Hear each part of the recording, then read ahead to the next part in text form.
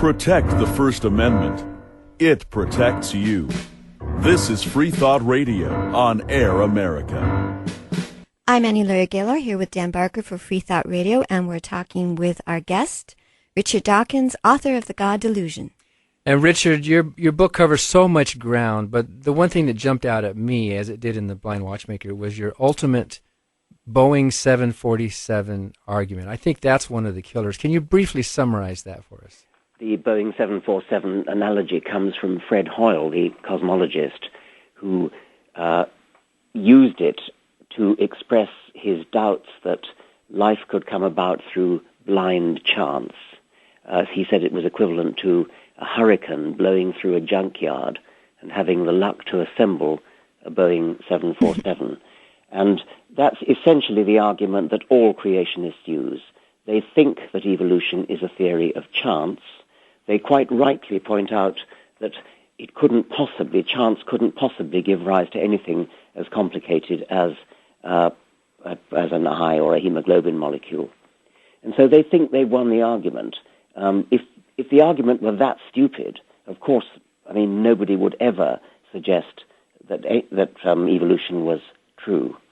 What all these people miss is that evolution by natural selection is a gradual, cumulative process. You don't suddenly get complexity in a single blow of chance. You get it by gradually climbing up the slopes of what I've called Mount Improbable. The metaphor of Mount Improbable is probably the best one of mine for explaining what's wrong with the Boeing 747. That's the name of one of your books, Climbing Mount. The name of one of my books. Climbing Mount Improbable. Yeah. The idea is that Mount Improbable is a huge high mountain, and we are standing at the foot of it, looking up a gigantic, sheer, vertical cliff, and leaping from the bottom of the cliff to the top of the cliff. The top of the cliff is a complicated organ like an eye, and evolving that eye, or that, as I said, hemoglobin molecule, in a single lucky step would be equivalent to leaping from the bottom of the cliff to the top of the cliff. And that's the mischaracterization of natural selection that Fred Hoyle and all creationists have in their heads.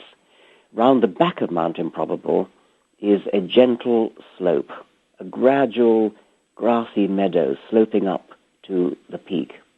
And provided you can find your way to this meandering path up the gentle slope, it's very easy to walk, just put one foot in front of the other, and you'll get to the top. That's how evolution really works.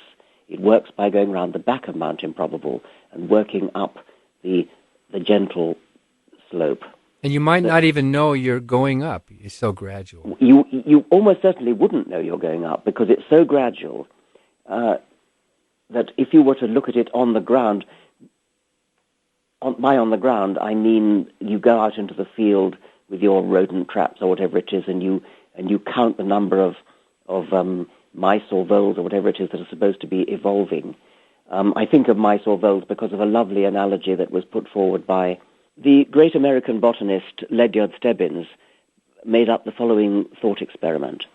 He said, imagine evolving from a small animal the size of a mouse to a large animal the size of an elephant. How long would it take? So, of course, nobody thinks that mice ever did evolve into elephants, but nevertheless, something about as small as a mouse did evolve into something as large as an elephant. Stebbins wanted to know how long it would take. So he imagined that the selection pressure on the little mouse-like animals was so slight, so small, that if you actually went out and measured mice in successive generations throughout an entire human lifetime, you wouldn't detect any increase in size. So he was setting his natural selection pressure to be as weak as he could, so weak that in a whole human lifetime of study, you wouldn't be able to notice it, you wouldn't detect it.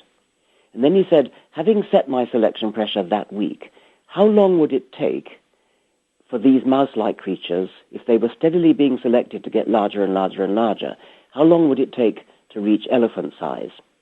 And the answer was something like 12,000 generations. Wow.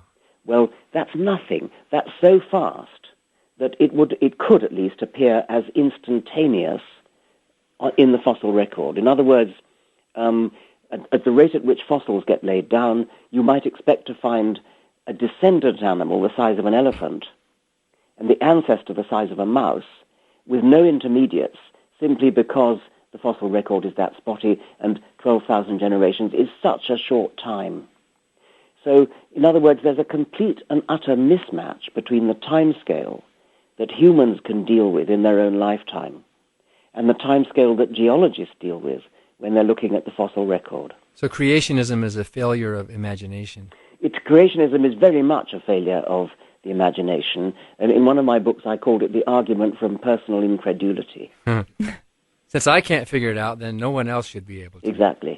Yeah. I did a radio show with some creationists last week, and they brought up that famous quote of Darwin's, "Look at the eye, how could that have evolved?" And they didn't read the whole quote. They just said, "See, Darwin distrusted it." That is so dishonest. Do you think they were being dishonest, or they just copied it out of another creationist pamphlet, presumably? If they do it again, they will be.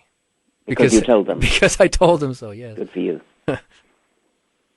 Perhaps we should just elaborate and say that after that famous quote from Darwin, Darwin immediately goes on to explain it, how it did evolve. And so, in a way, Darwin's famous quote, where he said that you know, I confess it's improbable in the highest degree, or words to that effect, it was a rhetorical device to lead the reader on, as it were, towards him, so that when the punch came, it would hit him all the harder. And Darwin showed that the theory, the hypothesis, was vulnerable to falsification, and yes. he showed exactly how it would be falsified. Yeah. And yet he and people after him have shown exactly how the eye can gradually evolve from simple pigmentations to what we have today.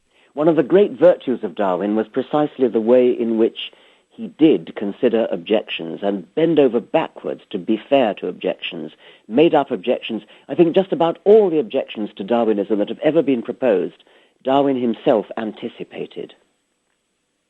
Well, we thank you so much, Professor Dawkins, for joining us today, squeezing us in your busy schedule, and we're looking forward to seeing you in a few days. And I'm Annie Laura Gaylor here with Dan Barker. If you do not have the God Delusion, it is available at every bookstore. It's also available through ffrf.org. The wonderful movie, The Root of All Evil, is also available from ffrf.org or from your Richard Dawkins Institute. Is that what it's called? RichardDawkins.net. .net. Oh. And thank you very much. It's been a real pleasure to talk to you. I'm Annie Laura Gaylor here with Dan Barker. We've just been concluding a conversation with Professor Richard Dawkins, author of The God Delusion, for people in